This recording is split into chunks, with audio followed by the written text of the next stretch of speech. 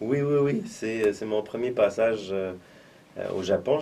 Ça fait quelques années que je voulais venir et puis c'est finalement un film qui m'a permis de faire ce long voyage et j'en suis très heureux. Mais quand j'ai terminé le film, je pensais vraiment pas que ce film était pour être vendu dans plusieurs pays et quand le vendeur m'a appelé pour me dire qu'il était vendu au Japon, j'étais très, très, très excité à l'idée de venir ici pour la première fois.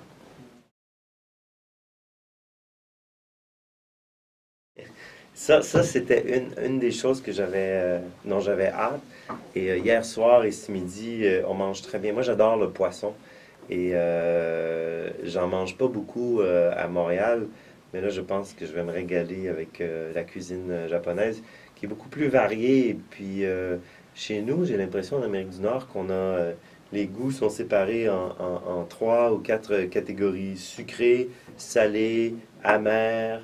euh, et c'est à peu près tout. Alors qu'ici, ça fait pas beaucoup de repas que je mange jusqu'à présent, mais j'ai l'impression qu'il y a toute une explosion de saveurs inédites pour moi.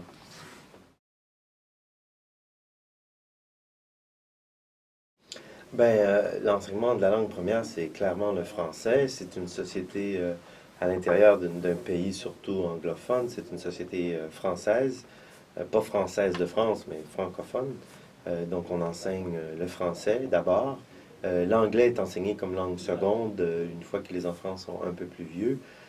Dans le film, Bachir Lazare, il utilise Balzac comme exemple de dictée, mais ça, c'est un élément un peu humoristique pour le film parce que à cet âge, ils ont 11 ans, c'est probablement trop difficile comme dictée parce que Balzac est quand même un auteur qui n'est pas forcément du niveau des enfants de cet âge-là. Je pense que c'est important quand on fait une dictée, et je ne suis pas un expert en éducation, de tout simplement prendre des textes qui sont du niveau scolaire, c'est-à-dire qui reflètent le niveau d'enseignement et le niveau de grammaire enseigné cette année-là.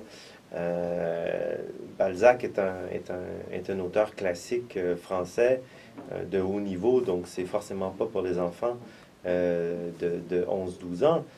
Mais moi, je l'ai mis dans le film parce que même comme Québécois francophone, je revendique tout ce qui appartient à la francophonie comme faisant partie de mon patrimoine. Donc c'était à la fois un clin d'œil, à la fois une façon de dire le français qu'on parle au Québec n'est pas inférieur ou supérieur aux autres, mais c'était certainement pas inférieur au français parlé en France. Déjà, je peux dire aux Japonais que je les trouve courageux d'apprendre le français parce que c'est quand même une langue qui est difficile.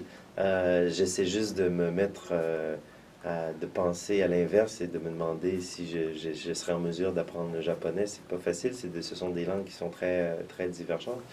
Mais en même temps, je ne connais personne qui a appris plusieurs langues, pour qui ce n'est pas devenu un atout formidable, à la fois pour le travail, mais pour le plan humain, parce que la langue, c'est pas seulement savoir communiquer, mais c'est pouvoir entrer aussi dans la pensée de l'autre.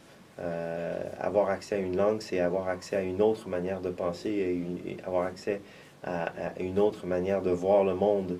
Et je pense que on- le japonais et le français sont quand même des langues qui viennent de paradigmes extrêmement différents. Donc, si on possède les deux langues, c'est posséder deux fenêtres sur des univers qui sont radicalement différents, mais qui peuvent se compléter. Alors, tous les Japonais qui veulent apprendre le français, je vous souhaite bon courage et amusez-vous surtout.